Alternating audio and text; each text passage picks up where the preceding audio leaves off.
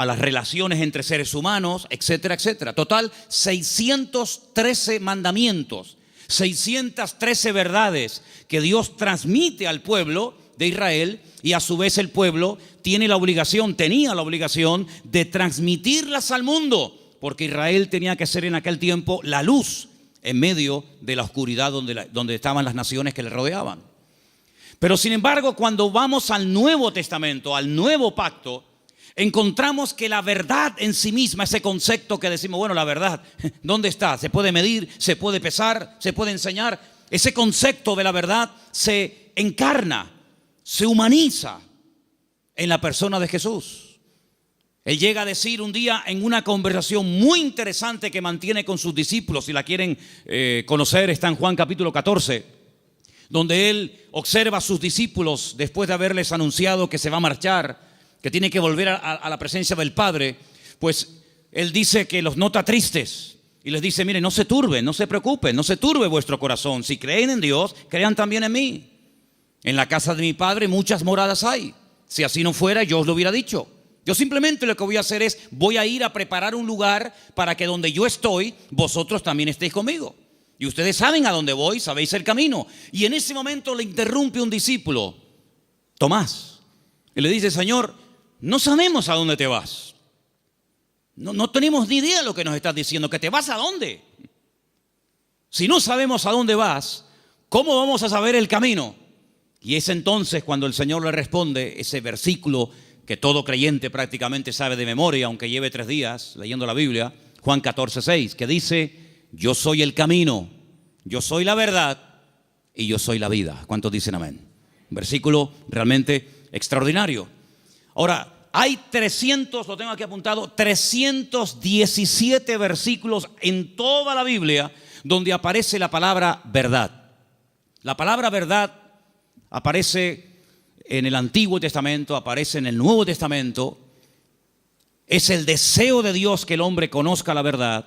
Y la palabra verdad en hebreo se pronuncia emet. Y vamos a ponerla ahí para que ustedes vean cómo se escribe en hebreo la palabra, porque quiero explicarles rápidamente algo muy interesante acerca de esta palabra. La palabra emet se forma con esas 3 letras. La letra, tienen que leer de izquierda a derecha, ¿sí? La alef, la letra men y la letra tav. La letra alef es la primera del alfabeto hebreo. La letra tav es la última y la letra men es la del centro.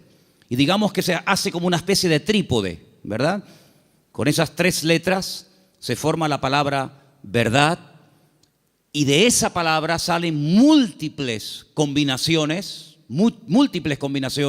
de todas palabras relacionadas, entroncadas con la palabra verdad, todas, por cierto, muy interesantes.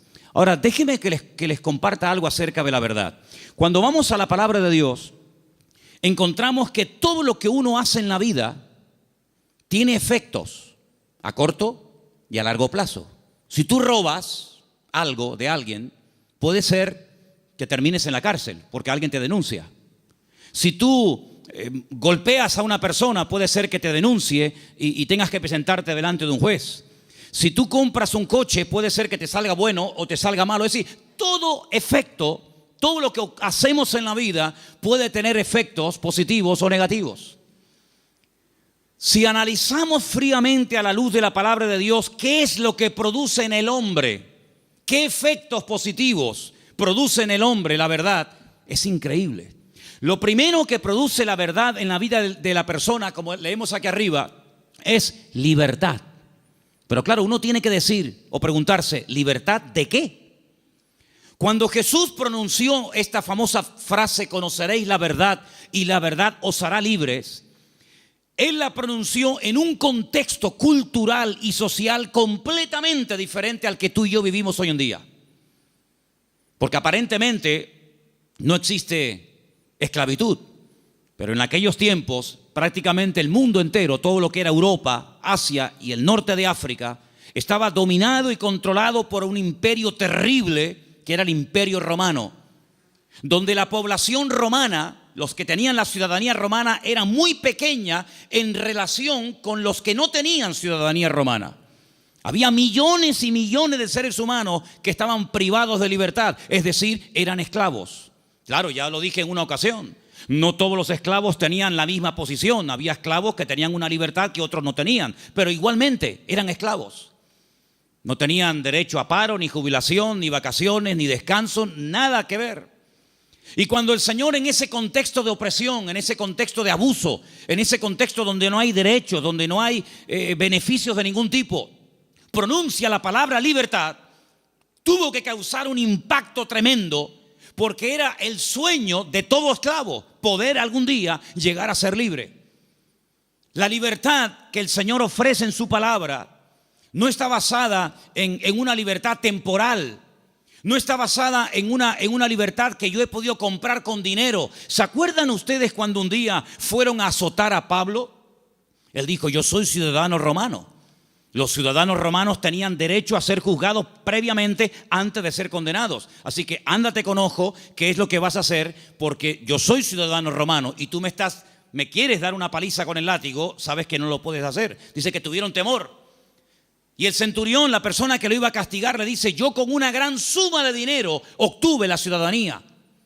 ¿Y tú de dónde tienes la ciudadanía romana? Dice: yo la tengo desde la cuna, porque él fue ciudadano romano desde su nacimiento. Y es interesante notar cómo en la Biblia hubieron personas que se jugaron la vida y se escaparon de la opresión de sus amos porque querían ser libres. Y tenemos una carta en el Nuevo Testamento, que es la famosa carta de Pablo a Filemón, donde él intercede por la vida de un esclavo llamado Onésimo, cuyo nombre significa útil, pero que fue un inútil durante un tiempo y le robó y le defraudó. Y Pablo intercede delante de su amo para que no lo mate. Y le dice: mira, recuerda que tú me debes algunos favores y estoy convencido que por la madurez que creo que tienes, tú vas a hacer mucho más de lo que te estoy pidiendo. Y si algo te ha robado o si en algo te ha defraudado, ponlo a mi cuenta, dice el apóstol Pablo. Y en cierto sentido es como una metáfora, aunque fue un hecho real, es como una metáfora de lo que ha ocurrido en nuestra vida. Porque la Biblia dice que espiritualmente hablando, todos nosotros durante años de nuestra vida fuimos esclavos de nuestras pasiones y deseos, esclavos de complejos, esclavos de ataduras, esclavos en definitiva del pecado. Creíamos que éramos, y en el fondo éramos unos auténticos esclavos, o vivíamos para una sustancia que nos tenía atrapados y anulada completamente nuestra libertad y nuestro libre albedrío. Hasta que dice la Biblia que a través de la sangre de Jesucristo, que venció al diablo y rompió todas las ataduras en la cruz del Calvario, dice que Él compró nuestra libertad a precio de sangre. Y por eso Pablo, cuando le escribe, por ejemplo, a una iglesia en Galacia, le dice: hermanos, ahora que sois libres, sed maduros y no utilicéis la libertad como ocasión para la carne. Es decir, no paséis de la libertad al libertinaje, sino que la libertad que Dios os ha dado es para poder escoger y para poder discernir y para poder saber lo que os conviene y lo que no os conviene. La libertad viene a raíz de conocer la verdad. No hay libertad si uno no conoce la verdad. No hay peor tragedia en la vida que creer en una mentira creyendo que es una verdad. ¿Cuántas personas se inmolan cada día en el mundo y son capaces de explotarse y morir matando a otros seres humanos porque creen en la gran mentira de que si hacen eso inmediatamente llegarán al paraíso donde lo están esperando no sé cuántas mujeres vírgenes? Son personas sinceramente equivocadas. No son falsos, no son hipócritas. Son personas que son capaces de dar la vida, pero por una gran mentira, creyendo que es la gran verdad de todos los tiempos. ¿Cuántas personas se han equivocado de camino, espiritualmente hablando? Como dice el proverbio, hay caminos que al hombre le parecen derechos, pero son caminos de muerte.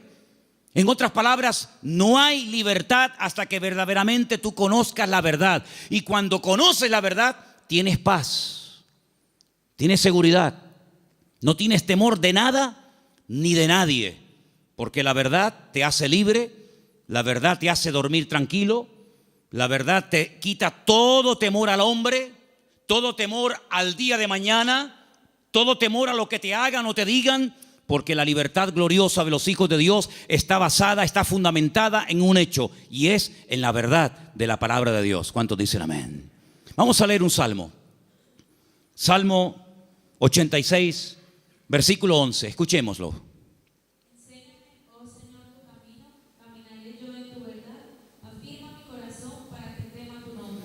El salmista le pide al Señor: enséñame, muéstrame el camino, para que yo pueda andar en ese camino, que dicho sea de paso, es un camino basado en la verdad. Hermanos, hay creyentes que han sido víctimas de falsas doctrinas. Hay creyentes que han estado tal vez en otras partes, en otras congregaciones, donde no han conocido totalmente la verdad y los efectos de la verdad en su vida. Una vez visitando un grupo de iglesias en la península, cuando terminé de predicar, el pastor que me había invitado me pidió si por favor podía decirle a los hermanos de la iglesia, los que quisieran, que pasaran adelante para que orara por ellos. Yo le dije: bueno, si usted quiere que yo haga eso, está bien, que pasen adelante los que quieran, que en esta noche oremos por ellos.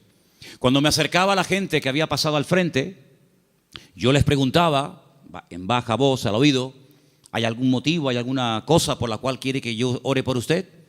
Y me decía, por ejemplo, la primera persona: sí, hermano, quiero que ore por mí porque estoy bajo maldición. Bueno, cuando iba al segundo, me decía más o menos lo mismo. Cuando llegué al tercero y me dijo más o menos lo mismo, digo: un momento. Me volví a subir al púlpito y volví a predicar otra vez. Digo: ustedes son víctimas, ustedes han sido víctimas de una mala enseñanza. Ustedes no están viviendo como creyentes. La Biblia dice: si alguno dice que cree en Él, debe andar, debe comportarse, debe vivir como Él anduvo. En otras palabras, ustedes tienen el nombre de creyentes, de hijos de Dios, pero están viviendo como esclavos. Y el Señor Jesucristo vino a este mundo para deshacer las obras del diablo. Y ustedes no entienden que el Señor Jesucristo, cuando fue clavado en la cruz, cargó, según dice la palabra de Dios, todas y cada una de las posibles maldiciones, y Él se hizo maldición para que nosotros heredásemos bendición. Por lo tanto, ustedes están agarrándose a conceptos distorsionados y equivocados, y esa ignorancia es la que está haciendo que ustedes no vivan bien, no coman bien y no disfruten de la vida gloriosa de un hijo de Dios. Y cuando ellos recibieron esta enseñanza en esa noche y en otros días, ellos comenzaron a darse cuenta de que habían estado atrapados y habían estado esclavizados de mentiras que no sé quién se las enseñó, pero que ellos la abrazaron y la creyeron, interiorizaron esas mentiras, y si la verdad nos hace libres, la mentira nos hace esclavos. Por eso es muy importante, como decía el salmista: Señor, enséñame tu camino, enséñame las verdades de tu palabra para que yo pueda caminar por ellas. Leía en el día de hoy un libro que a mí sinceramente me apasiona, es uno de mis libros favoritos de lo que llamamos el Antiguo Testamento, el libro de Daniel. Hay un momento en el que Daniel ora al Señor pidiendo perdón por los pecados de la nación, sabiendo que el tiempo de la liberación del cautiverio en Babilonia se ha cumplido. Y hay un momento en el que él ora y dice las siguientes palabras. Escúchenlas por favor del libro de Daniel, después les digo dónde estamos leyendo.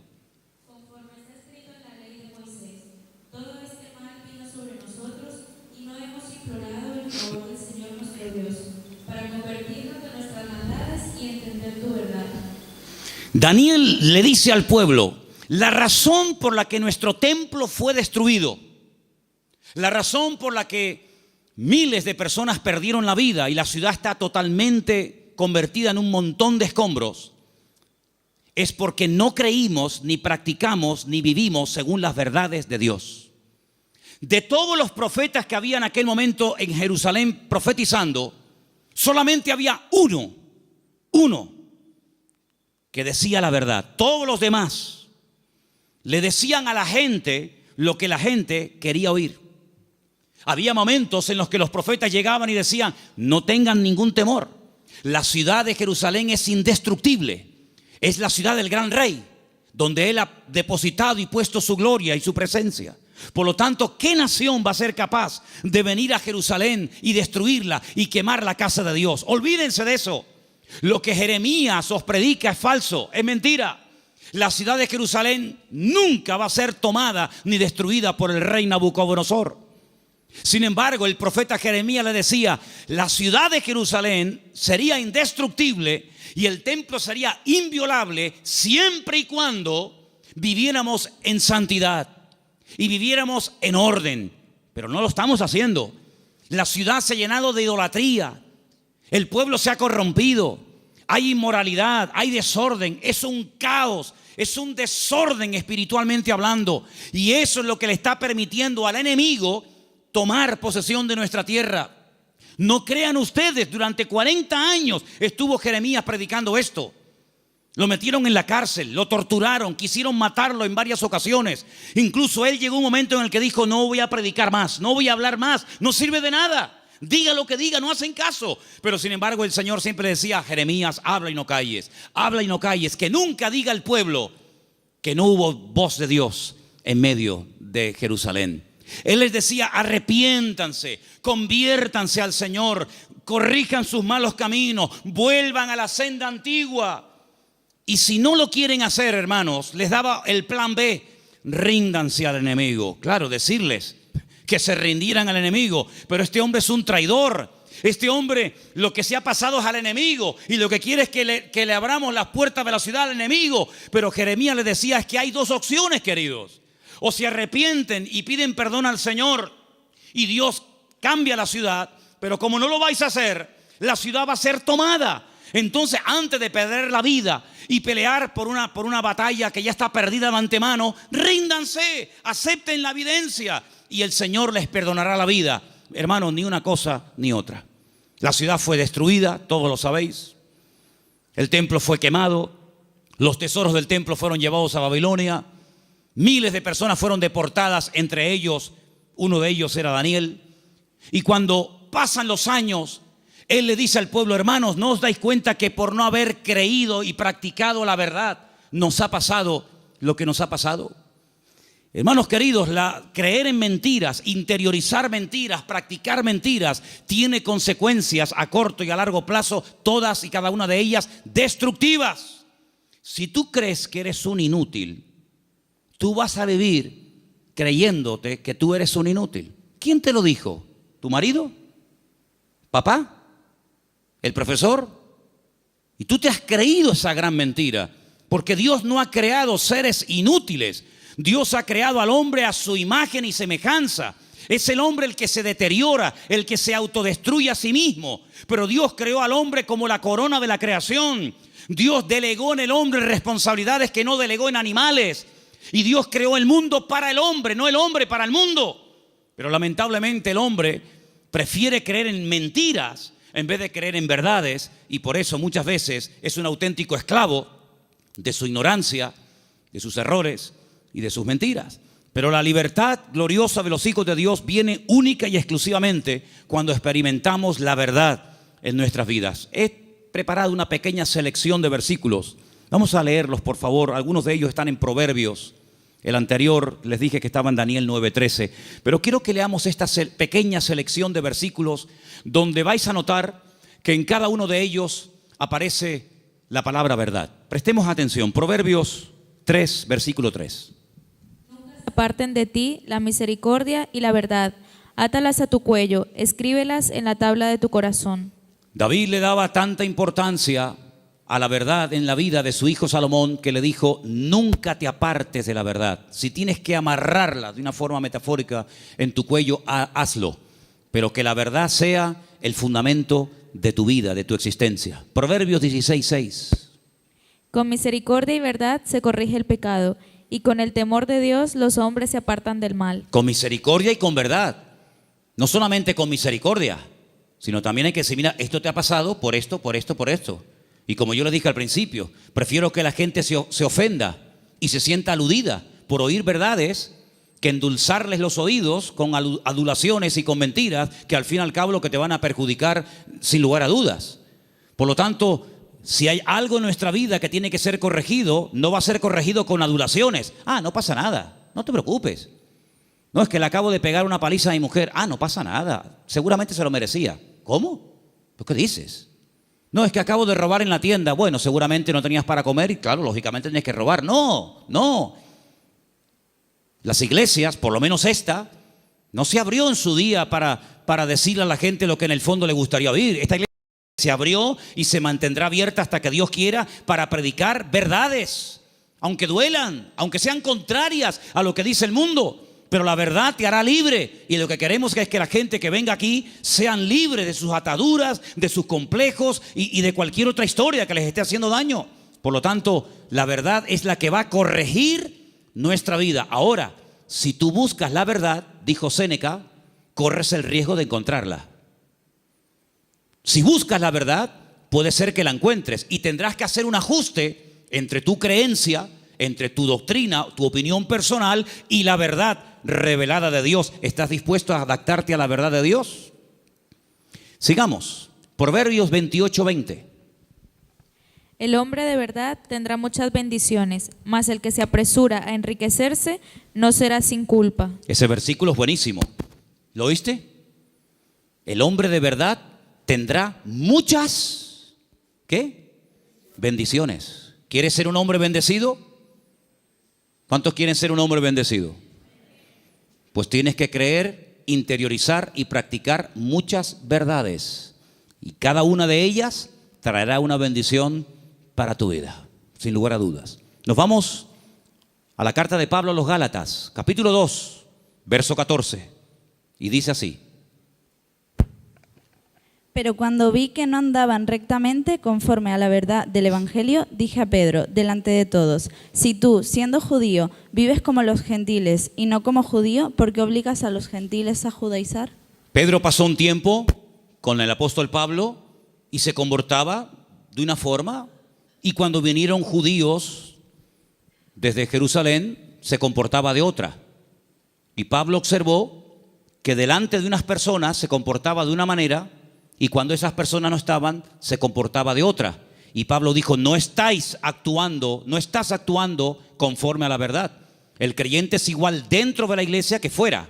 Es igual en lo privado que en lo público. Por la mañana o por la noche, da igual. No es que es un disfraz que me pongo para venir aquí y pongo cara de santurrón y de bueno y luego en la calle soy un demonio o en mi casa. No. Pablo dijo: no andáis rectamente conforme a la verdad. Y lo corrigió, porque acabamos de leer que el pecado, lo deficiente, lo incorrecto, ¿cómo se corrige? Con misericordia, pero también con verdad. Seguimos en Gálatas, capítulo 3, verso 1, y dice: Oh Gálatas insensatos, ¿quién os fascinó para no obedecer a la verdad? A vosotros ante cuyos ojos Jesucristo fue ya presentado claramente entre vosotros como crucificado. Hay un momento en el que entran en la congregación personas que comienzan a enseñar cosas diferentes a las que aprendieron a través del apóstol Pablo, fundador de la iglesia. Le llega la noticia al apóstol Pablo y les escribe una carta y les dice: pero ¿por qué no estáis obedeciendo a la verdad?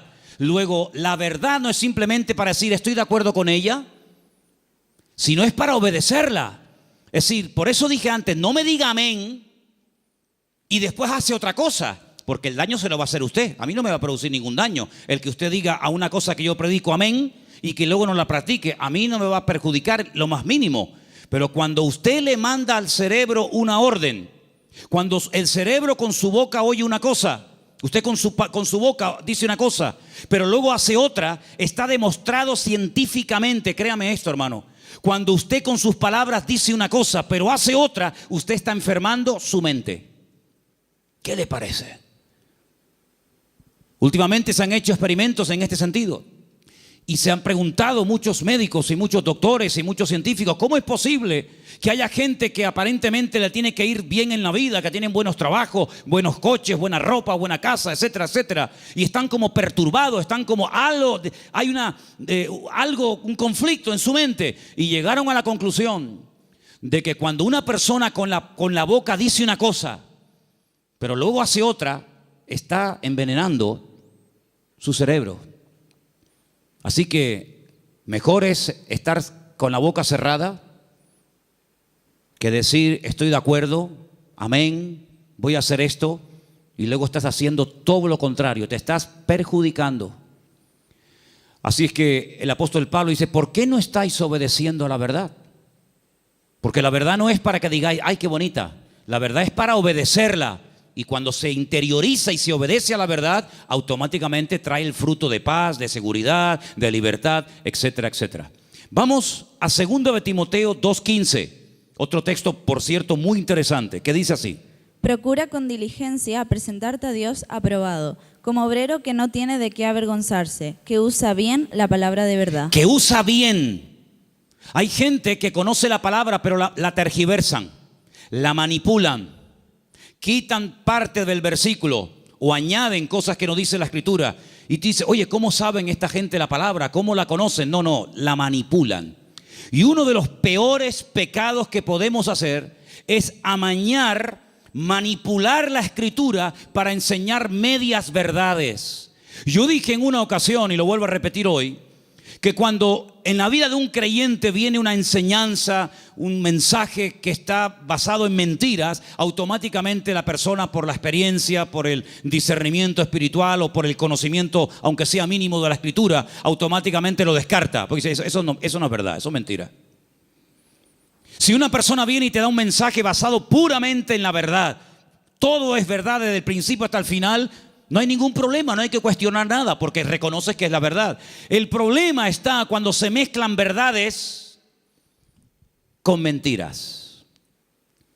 Y hay que tener mucho discernimiento espiritual, mucha experiencia y mucho conocimiento de la palabra para saber dónde cortar, dónde separar la verdad de la mentira. Hermanos, el Señor Jesucristo dijo una vez a los discípulos y por lo tanto a todos y a cada uno de nosotros en el día de hoy: os conviene que yo me vaya, porque si yo no me fuese, el Consolador no vendría. Pero si yo me voy, yo le rogaré a mi Padre para que os envíe el Consolador para que esté con vosotros para siempre. Es decir, que lo que ustedes pueden entender que es una desgracia y una tragedia, va a ser un beneficio para vosotros. Porque si yo no me voy, ninguno de vosotros podría tener el espíritu que yo he tenido durante estos años de mi vida. Pero yo lo enviaré, yo le rogaré al Padre para que os envíe al Consolador y esté con vosotros para siempre. Y dice, Él tomará de lo mío y Él os lo hará saber. Número 2, Él os recordará todas las cosas que yo os he enseñado. Número 3, Él convencerá al mundo de pecado, de justicia y de juicio. Y dice algo muy interesante y lo he dejado para el final. Y Él os guiará a toda la verdad. ¿Cuántos dicen amén? La verdad no es una lotería que unos la descubrieron y otros tantos nunca supieron cuál era. La verdad tiene nombre y se humanó y se encarnó en la figura de nuestro Señor Jesucristo. Por eso Él declaró categóricamente: yo soy el camino, la verdad y la vida. Pero el versículo no termina ahí. El versículo añade la siguiente frase: y nadie va a ir al Padre sino solamente a través de mí. ¿Cuántos dicen amén? Jesús no es una verdad. Bueno, hubieron muchas verdades y Jesús vino a enseñar otra gran verdad. No, Jesús es la verdad, con mayúscula y subrayado. No hay 1000 verdades y cada uno escoge la suya. No, Señor. Hay una verdad revelada en la palabra, manifestada en la persona de Jesucristo. Y si prestaron ustedes atención a la lectura que esta tarde se leía, hay un momento en el que en el discurso de Pablo, que se leyó esta tarde en el Areópago en Grecia, él dijo, hay un momento en el que Dios pasó por alto la ignorancia de las naciones. Pero Dios ha establecido que a través de su Hijo, el que a Él ha escogido, algún día, cuando Él lo tenga determinado, juzgará a todas las naciones de la tierra, y por aquel varón que Él levantó y constituyó, juzgará a todas las naciones de la tierra. Es decir, hay un momento en el que pudimos ser ignorantes, pero ya no somos ignorantes, ni queremos seguir siendo ignorantes. ¿Amén, hermanos? Ahora queremos aprender las verdades. Y puede ser que cuando descubramos ciertas y determinadas verdades, nos demos cuenta, como a mí me pasó, que los hombres me engañaron. Porque los hombres me enseñaron cosas que no eran verdades, pero me las enseñaron como si fueran verdades. Y yo las creí. Y por eso no podía vivir una vida de libertad, de paz, de victoria, de bendición. Porque la mentira, la ignorancia no es la respuesta. La respuesta y lo que Dios quiere para la vida de todos y cada uno de nosotros es que conozcamos la verdad. Y la verdad se puede conocer y experimentar y vivir, y es la persona de Jesucristo. ¿Cuántos dicen amén? Quiero que leamos un versículo más. Isaías 26:2. Porque ahí la palabra verdad, emet, aparece en plural. Y me llamó mucho la atención. Y quiero que escuchen este texto, por favor. Isaías 26:2. Abrid las puertas y entrará la gente justa, guardadora de verdades. Guardadora de verdades. Isaías 26:2. Emet es verdad, emunim es verdades. Hay una gran verdad que Dios reveló a través de Jesús, y es que el hombre es pecador. Por más que intente, no puede tener comunión con un Dios santo. Pero Dios envió a su Hijo unigénito al mundo para que todo aquel que crea en Él no se pierda, mas tenga vida eterna. Esa es la gran verdad. Que hay un Salvador, que se puede restaurar la relación del hombre con Dios, que el hombre puede salvarse de la condenación, que el hombre puede volver a tener comunión con su Creador y su Diseñador. Esa es la gran verdad. Pero luego, en torno a esa gran verdad giran muchas verdades. Y en los próximos domingos voy a compartir con vosotros varias de esas verdades en plural. Hoy quiero terminar este mensaje acerca de la verdad con 3 verdades. La primera, la que hemos mencionado recién, Juan 14:6. Yo soy el camino, la verdad y la vida. Nadie viene al Padre sino solamente a través de mí. Eso quiere decir que la ignorancia nos salva, que la religión no es lo que Dios ha provisto para la raza humana para que pueda volver a conectarse con Dios, sino que hay un camino y hay la verdad revelada y hay una vida que se manifiesta a través del Señor Jesucristo. Eso es una gran verdad. La segunda verdad que quiero compartir con vosotros, podría darte más de 150 versículos, pero solamente para los que toman nota les doy Mateo 23:19, donde dice que Él volverá otra vez a este mundo. ¿Cuántos dicen amén? Algunos dirán, ¿Jesucristo volverá otra vez aquí? ¿Sí? ¿No lo sabías? No, yo tenía pensado que Jesucristo ya nació y murió, y bueno, dicen que resucitó y ascendió a la gloria, a la diestra de Dios Padre, pero no había oído que volverá. Bueno, pues si no lo has oído no es problema mío. Pero la Biblia dice en más de 150 ocasiones que Él volverá. Y en esta ocasión no pasará desapercibida su venida, como pasó en la primera venida, que había nacido en un pequeño pueblo de Judea, en el sur de Israel, llamado Betlehem, la casa del pan o Belén. Y en ese pueblo hay una montaña que se puede visitar hoy en día, donde había porque tenía muchos, uno de los muchos palacios del rey Herodes, y el rey Herodes ni siquiera se había dado cuenta de que esa noche había nacido el Mesías al lado de su casa. Y de repente vienen unos señores de lejanas tierras haciendo una pregunta muy interesante: ¿dónde está el rey de los judíos? Porque su estrella hemos visto en el oriente y venimos a adorarle. Y le están hablando a un rey, pero que realmente es un títere. No es el verdadero rey, no es de la línea genealógica de la casa de David, de la tribu de Judá. Es un rey que han puesto los romanos. Es un muñeco de quita y pon. Y por eso ellos se atreven a preguntarle al rey, entre comillas, de los judíos: ¿dónde está el rey de los judíos? Porque venimos a adorarle. Y ustedes ven que esos hombres, me da igual si eran 3, 20 o 40, no se postraron ante Herodes y lo adoraron y le abrieron sus tesoros, porque ellos sabían que ese no era. Y Herodes no lo sabía. Y tiene que mandar a llamar a los escribas y fariseos, los que estudiaban la escritura y hacían las copias de la escritura, para preguntarle: oye, ¿qué dice la Biblia acerca del Mesías? ¿Dónde tiene que nacer? Ya en aquel tiempo ya se había escrito dónde había que nacer. Si se lo hubieran preguntado no sé, por ejemplo, a Abraham o a cualquier otro personaje, no te hubiera dado respuesta. Pero en aquel momento ya estaba escrito en el libro del profeta Miqueas. que Jesús, que el Mesías, Yeshua, tenía que nacer en Belén de Judea. Eso es una gran verdad. Pero una gran verdad también es que Él mismo dijo, me voy, pero volveré otra vez. Y la Biblia dice que tenemos que estar velando y orando porque no sabemos ni el día ni la hora, pero que volverá, volverá. Y cuando vuelva, todo ojo le verá, toda rodilla se doblará y todo el mundo se pondrá de rodillas y confesará que Él es el Señor para gloria de Dios Padre. Y no será algo que dice, bueno, ¿habrá venido? ¿No habrá venido? ¿Dónde está? Hermanos, será algo que va a tener un impacto a nivel mundial. Probablemente para algunos esto les suene a chino, esto les suene a algo como ciencia ficción, pero esto no es un cuento ni un mito, esto es palabra de Dios. Jesucristo viene y viene muy pronto. ¿Cuántos dicen amén? Y esa es una de las grandes verdades que no tenemos que olvidar. Y hermanos, estamos más cerca que nunca de la venida del Señor. Y hay cientos de señales y cientos de información, de datos que nos indican cuánto tiempo falta para venir. Y uno que se menciona muy poco, prácticamente nadie lo menciona, pero yo quiero mencionarlo esta tarde, es que dice el Señor que antes de que Él venga, vendría un tiempo de prueba a todas las naciones de la tierra.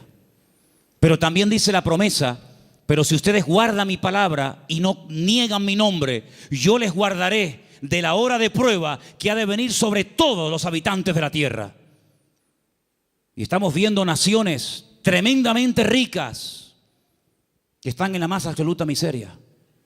Y estamos viendo naciones que dicen, ¿cómo es posible que esto pueda ocurrir en tal lugar y en este momento? Hermanos, la hora de la prueba ha venido y ha comenzado. No habrá ni una sola nación de la tierra que no vaya a ser sacudida antes del retorno de nuestro Señor Jesucristo. Algunos miran a Estados Unidos como si fuera el paraíso terrenal. Antes de ayer me llamó un hermano de Estados Unidos, el hermano Adán. ¿Está ahora ahí? ¿Nos está viendo Adán? Ahora no. El hermano Adán es un hermano del Salvador que vive en California. Y de vez en cuando me llama y hablamos y me dice, si por casualidad gana el señor Trump en Estados Unidos, él ha dicho que no solamente tiene intención de echar a patadas a todos los latinos de Estados Unidos, sino a los hijos nacidos en territorio americano de padres latinos. Ahora resulta que se jugaron la vida muchos hermanos y personas veían a Estados Unidos como decir, no, vámonos para allá y mira tú por dónde, que a lo mejor, no lo sé, dentro de un año a todos los latinos los meten en un barco y los echan cada uno a su tierra. Y entonces yo le diré a más de uno, te lo dije, la salvación no se llama USA, la salvación se llama Jesucristo. Me escriben todos los días de Venezuela, todos los días me mandan correos pidiéndome ayuda, pidiéndome auxilio, que quieren salir por la frontera de Colombia, que quieren salir por no sé qué sitio. Y yo a todos les digo lo mismo. Digo, hermanos, en Venezuela hay iglesias de miles y miles de miembros que no hay en España. En Venezuela hay millones de creyentes, cosa que en España no hay. Es mucho más fácil que un venezolano se convierta que un español en España se convierta. Ustedes han experimentado avivamientos tremendos. Mi padre fue torero y toreó en el Nuevo Circo de Caracas. Hoy en día la plaza del Nuevo Circo en Caracas es una iglesia evangélica. Aquí jamás hemos visto una plaza de toros llena de creyentes. Bueno, hace unos años hicimos unos cultos aquí en la plaza de toros, pero lógicamente no se llenó. Pero siempre le digo a todo el mundo, Dios, ¿dónde es más poderoso? ¿Dónde Dios tiene más poder? ¿Dónde Dios actúa más poderosamente? ¿Dónde es más grande? ¿En Corea? ¿Donde está la iglesia más grande del mundo? ¿Más de 1,5 millones de habitantes, de miembros? ¿En Estados Unidos? ¿En Europa? ¿En Brasil? ¿Dónde Dios es más grande? En todas partes, hermano. ¿Sí o no? En todas partes nuestro Dios es grande. La Biblia dice, entra en tu aposento y tu Padre que te ve en lo secreto te recompensará en público. Eso lo dice la Biblia. Y se lo dice al español, al latino, al americano, al japonés, al chino y a todo el mundo. No nos podemos mover de un lugar a otro a menos que Dios nos diga, muévase.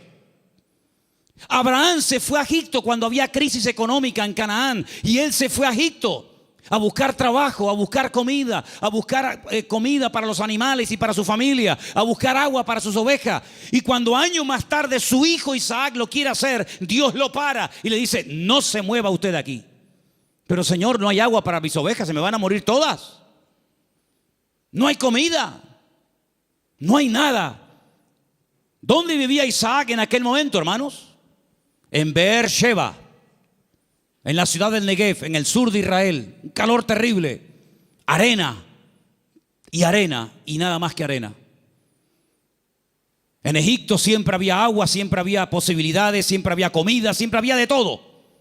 Y el Señor le dice a Isaac, este año tienes que sembrar tu semilla en medio del desierto. Yo no sé si hay aquí algún agricultor, alguien que entienda de campo, pero si usted siembra semillas en el desierto, me da la impresión de que no va a cosechar una buena cosecha. No sé, me da la impresión de que no.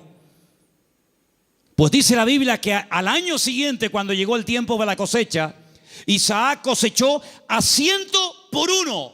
Es decir, siembro una semilla y recojo 100 por cada una que he sembrado. Una desproporción increíble.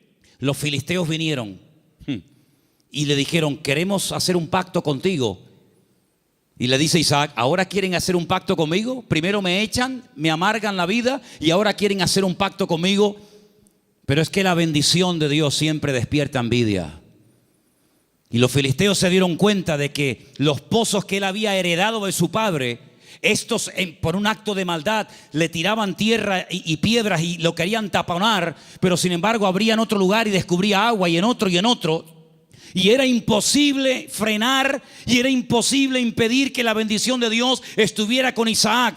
Y por eso ellos tienen que reconocer que este hombre tiene que tener la bendición de Dios, porque no es normal, es antinatural que un hombre siembre semillas en el desierto y tenga más cosecha que nosotros que hemos sembrado en buena tierra. Esto no es normal, esto no tiene lógica ninguna. Es que las cosas de Dios muchas veces no tienen lógica, es cuestión de fe, porque andamos por fe y no por vista. ¿Cuántos dicen amén?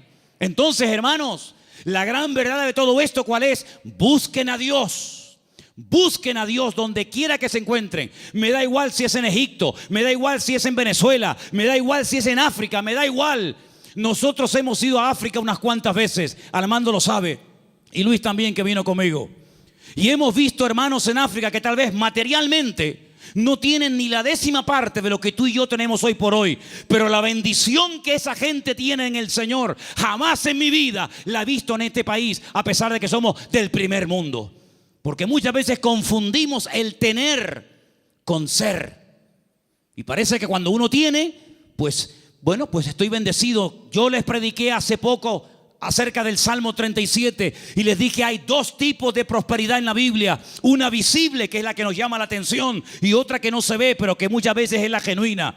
Una que consiste en tener y otra que consiste en ser. Y el Señor nos está enseñando en estos tiempos, a ti y a mí, a ver si nos damos cuenta de una vez, que lo que tenemos que buscar es a Dios, que no hay que buscar trabajo, que no hay que buscar prosperidad, lo que hay que buscar es al Señor, porque buscando al Señor todo lo demás viene por añadidura. Y llevo 35 años predicando esto, y algunos lo hacen y otros todavía lo cuestionan, pero yo te digo, la Biblia dice, buscad primeramente el reino de Dios y su justicia, y todo lo demás vendrá por añadidura. Y uno dice, bueno, y si yo quiero estudiar y saber qué es todo lo demás, el mismo pasaje te lo dice. Jesús se para con sus discípulos y dice, vamos a ver, la gente del mundo, ¿qué busca sinceramente? La gente que no se congrega, ¿qué es lo que buscan? Bueno, pues buscan un buen trabajo para tener una buena casa, un buen coche si puede ser, buena ropa, poder viajar y tener vacaciones, y si me puedo comprar el ordenador de último modelo me lo compro, y si puedo. Esa es la meta de la gente del mundo, tener cosas a través de su esfuerzo de trabajo. Muy bien. Dice, pero vosotros no podéis vivir así. Ustedes lo que tienen que hacer es no preocuparse por qué voy a comer mañana, no preocuparse por lo que me voy a poner mañana de ropa, Ese estilo de vida es el estilo de vida de los gentiles, de los que no me conocen a mí.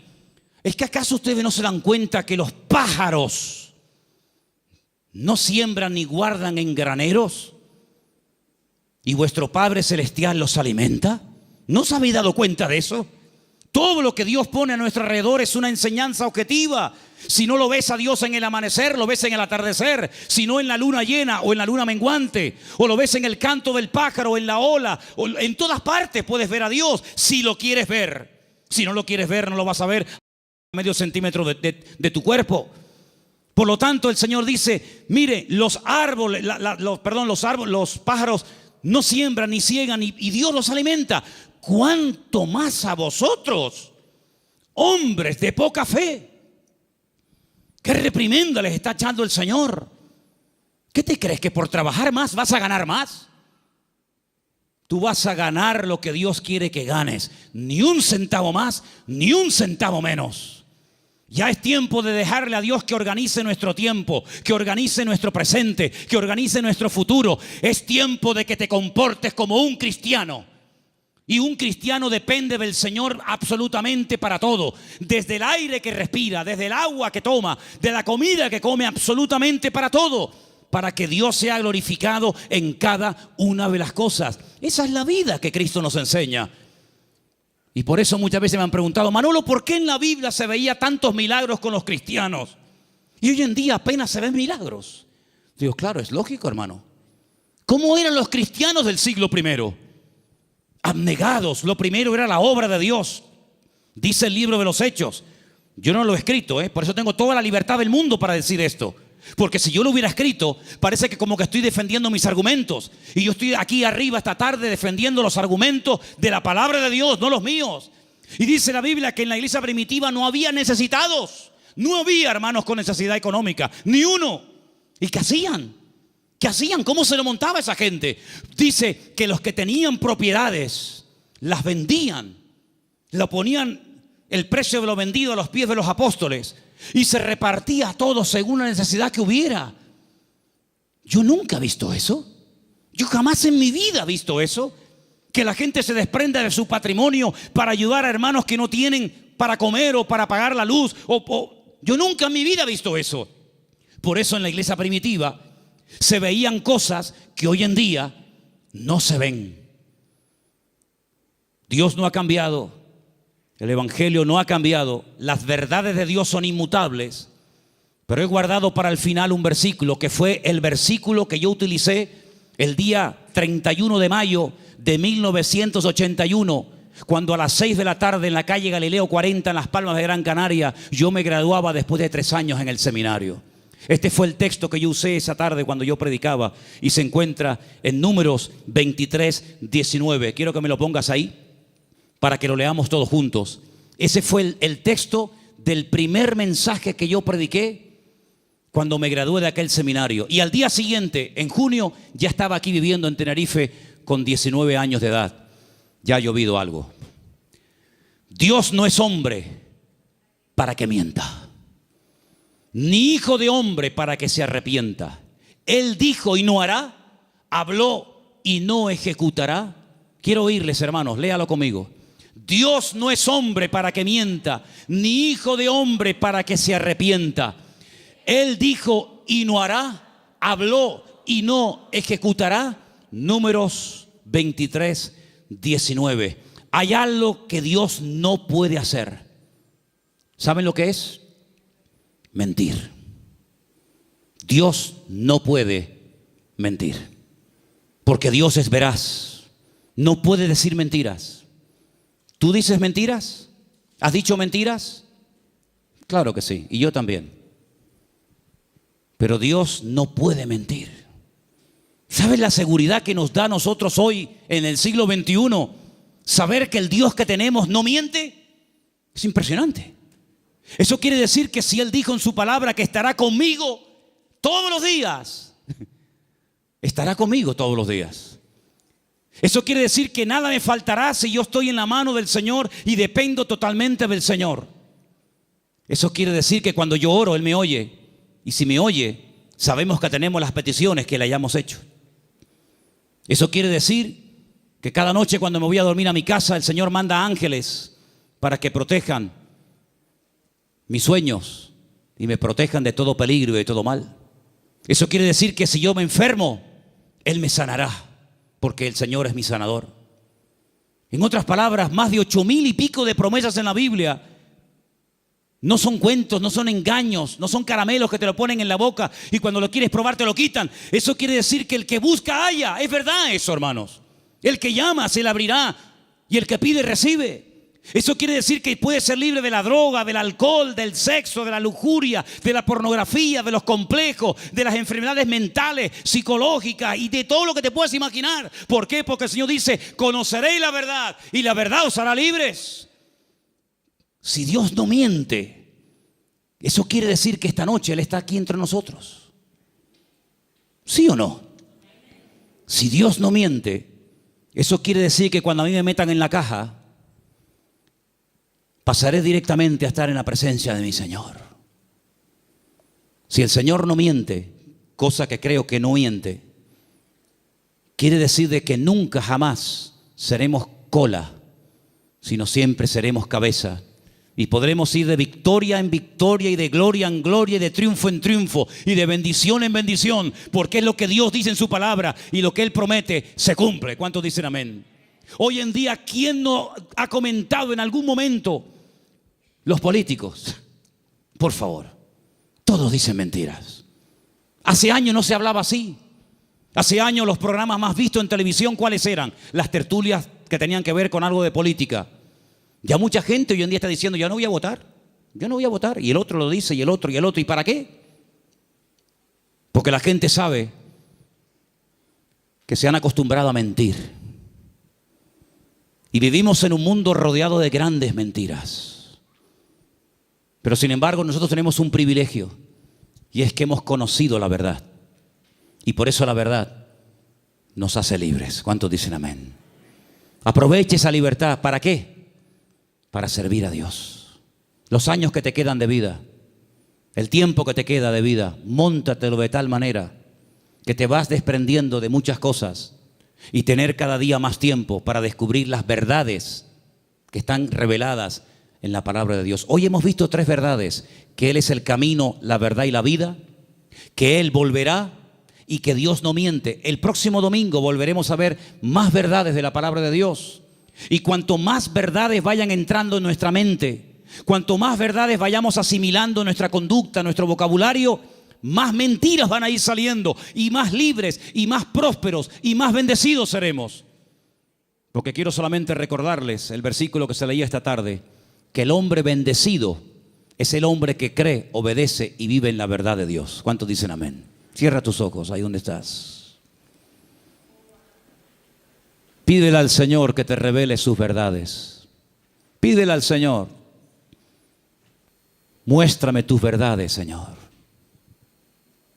Muéstrame las grandes verdades de tu palabra, para que yo pueda conocerlas y vivirlas en mi vida, y pueda con tu ayuda y con tu bendición vivir una vida sobrenatural. Aleluya. Gracias, Padre. Gracias, Señor. Hay gente que se ha pegado toda la vida buscando experiencias. Han viajado, han leído libros, han estado en diferentes grupos y lugares buscando y buscando. El Señor dice: venid a mí, los sedientos, y el que cree en mí correrán de su interior ríos de agua viva. Cristo es la verdad. La Biblia es la verdad. El Evangelio de Jesucristo es el Evangelio de la verdad. Así que si estás buscando la verdad, acepta, recibe